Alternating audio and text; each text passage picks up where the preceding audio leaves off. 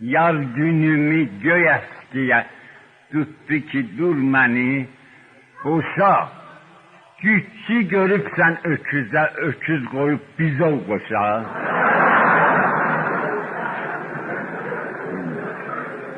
Sen 50'ni keçip yaşın, mən bir 30 yaşında kız. Söyle görüm 30 yaşın ne nispeti 50 yaşa. Sen yere koydun başıvıyım, mən başıma ne dəstədim, belki mən artık yaşadım, neyləməli? Dedim yaşa. Yani düz deysən, düz deysən. Bu yaşa da Türkiye'de bir istilahdır da, istilah-ı maksud. Bir de belalı başın için yanına süpürge bağlasın. Bürkü başa koyan gerek, bürküne de bir yaraşa. Bir de kəbin kesilmemiş, sen mənə bir söz demedin. Yoksa cihazımda gerek geleydi bir hokkamaşa. Ben özümde yoktu ama rüfagada vardı ki görür. Dedim kaza gelip tapıp, bir işidi olup keçip, kurbanım ol ala göze, heyranım ol kalem kaşa. Dosta mürüvvet etmeli, düşman ile küçünmeli.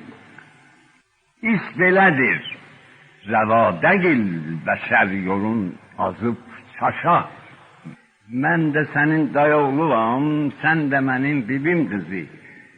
Könül baxırsa güneşe, göz de gerektir kamaşa. İndi bizim maral kimi 3 balamız vardı. Gerek ata ana savaşta da bunlara hatır barışa. Bu dünya bir yol kimidir. Biz ahiret misafiri, kecavede hamaş gerek öz hamaşıyla yanaşa. Meseldi yer ki berk olur, öküz öküzden incinir. Meseldi da bilsin. Hey dartılır ipin kıra, yoldaş ilan bir savaşa. Ama onun semateti, çünkü sematet gerçekten 50 salı demez. Ama onun semateti Allah'a hoş gelmiyor ben. Gitti benim hayatımı, vurdu daşa, çıktı başa.